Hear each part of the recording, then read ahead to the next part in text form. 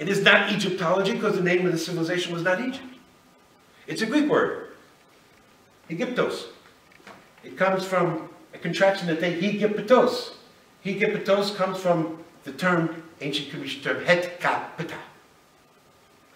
And here he is pointing to it at Memphis. When we go there, we'll see it in the Stele of Apis, 200 BC. The Greeks themselves wrote this. Het is place, Ka, I could give you a 3-hour lecture on Ka. Many, many people have written books on it, and many, many people have got it absolutely wrong. It is the astral body. When Khnum, the sacred potter, creates us, he creates two. The Ka, the physical body, and the Ka, which is the...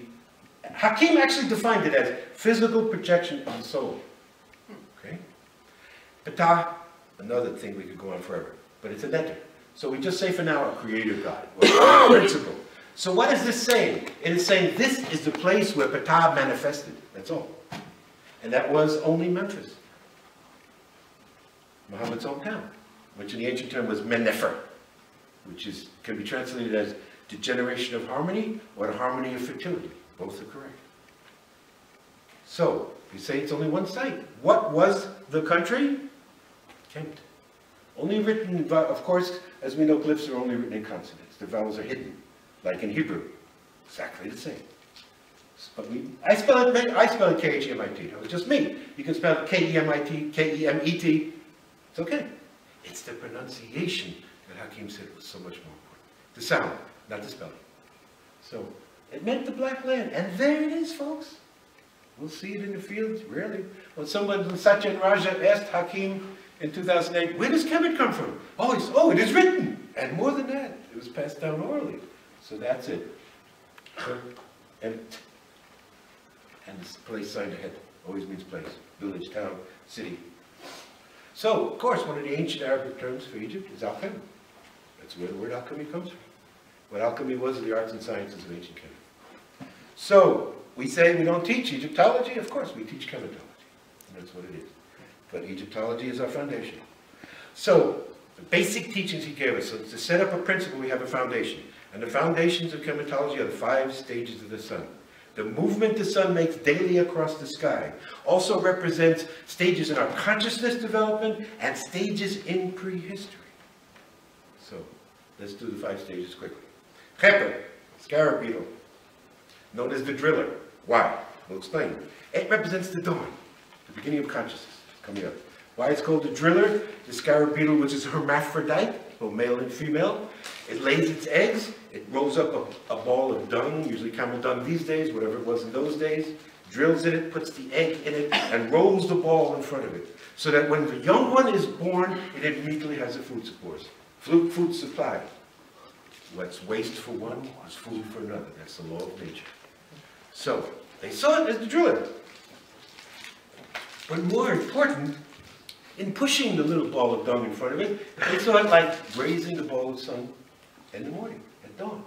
So it's a symbol of dawn, first phase. Second is Ra. Well, we say, oh, isn't Ra the sun god? We say, no, thanks for playing. No, Ra is only 1/5 of this understanding. Ra is the sun at noon, called the stubborn. To the ancient Cometians was not a donkey, but the ram that was a stubborn animal. So the first image of Ra was the ram. Later, it's usurped. But I can't get into that, it's the second lecture. But we'll talk about it on the boat. I can actually do a modified from light into darkness on the boat. So the ram stubborn, it's the sun at noon, the heat of the sun at noon. Also Sekhmet represents the same thing, the heat of the sun at noon. Third stage, pronounced Un. It is what was Heliopolis, it was the city of Un. Un is depicted by a mature man with a staff. Again, this is patriarchal. A mature man with a staff means the wise. It means at this stage of development, we're developing an understanding. Again, Ra represents adolescent consciousness. That's why it's stubborn. Teenagers. Before Adam, we've all been one. They think we know everything. So that's stubborn. So the mature man is the wise. Achieved now, he's gone into some maturity in life, has developed some wisdom, and it's the sun in early afternoon. Now, we come to my favorite time, Aten, or Iten. Depicted as an old man originally on a staff, hunched over. Later depicted as a sun with 3 rays in the Ankh. But originally, it was an old man hunched over. It represents the sun in the full flowering of day. In the 8th afternoon, when it's the most beautiful time, going to twilight. And it represents the time of full flowering of consciousness. So we're saying there was a time when just about everyone was enlightened. Not just Jesus, not just Buddha, not just Muhammad. Everybody had a degree of enlightenment. And this is when the pyramids were built. Last is Amen, or Imen. No image originally. No image. Represents the hidden. Night, darkness, separation, polarity. No image. I'm probably the only Jew in the house. What is that the feature of Judaism? No image of God. Obviously borrows directly. So now we have another 5. 5 is a key number. Certain numbers appear. Somebody mentioned 42. I can go on about 42. 42 judges of Osiris. 42 of the negative confession. 42 steps would lead up to the Holy of Holies. On and on and on. What does 42 represent? The tribes of the Sesh. Who were the Sesh? The people. The Cometians did not call themselves man, woman, black, white, Christian, Jew, Muslim. The Sesh were all the people. Children were just little Sesh. No differentiation. So, the idea was we're all moving together. So number 5 also appears a lot. 5. Anybody know how that approaches in this country? What is 5 in this country? What happens 5 times a day here? Prayer. It's based on the 5 stages of the sun. Obviously gotten wrong because they wake up 3 o'clock in the morning. There's no stage of the sun. It should be dawn. First should be dawn, then noon, early afternoon, late afternoon, and evening. And originally in Judaism, they prayed 5 times a day. Now they only pray 3 times a day. In Judaism, the highest holy day of the year is known as Yom Kippur, the Day of Atonement. They pray 5 times a day. So we have the 5 houses, the second foundation teaching. We get the cycles, 5 stages of the sun, now the 5 houses. Per is house. First is Per-Ah, known as the high house. It's the origin of the word Pharaoh in Greek. And it was the woman's house. And there's the glyph at Dendara, and unfortunately you guys can't see it anymore because it's on a roof which is off limits because somebody fell off in 2004. Per-Ah. So, we now stop and we say, in opposition to Egyptology, without insulting any of our colleagues, there never were any male pharaohs. No such thing. There never were any male pharaohs. So what you're looking at, what Egyptology is, according to Hakim and I, is Greco-Roman mythology. The Greeks came in as a patriarchal culture. All they see was fathers and sons. All they see is kings. The guy on the wall, he must be the king. And the other guy following him must be his son. There's your dynasties, there's Manetho, there's Herodotus, there's all of that. Interpreting this matriarchal culture from a patriarchal point of view. This was a matriarchy. The woman is the most important thing. I wish I could be with you guys in the museum. There's a million examples, but you'll see it. I'll show it to you everywhere we go. The woman was the most important thing in this culture, not the man. It's totally opposite the way we're taught today, because Judaism and Greeks bring in patriarchy. So, the Per-Ah was the woman. Nefertiti was Per-Ah, not Akhenaten. Nefertari was Per-Ah, not Ramses II. Second, we have what's called a Per-Ka. We talked about the Ka being the physical projection of the spirit. Personality, etheric or astral body. The Per-Ka is where the Ka and the Chat, you put a T ending to make it the body. Remember he said Neder-Chat, which Hakim translated as organs of the God. Or the body. Chat is the body. When you put a T on the Ka, it becomes the physical. So that's where you put the body. That is the tomb. Per-Ka is the tomb.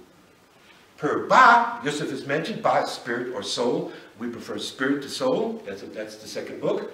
But Per-Ah is the house of the soul. That's the temple. What do you do in the temple? You go to raise consciousness by praying, by chanting. What we did in the temple, what we did in the pyramid today was we made in the temple.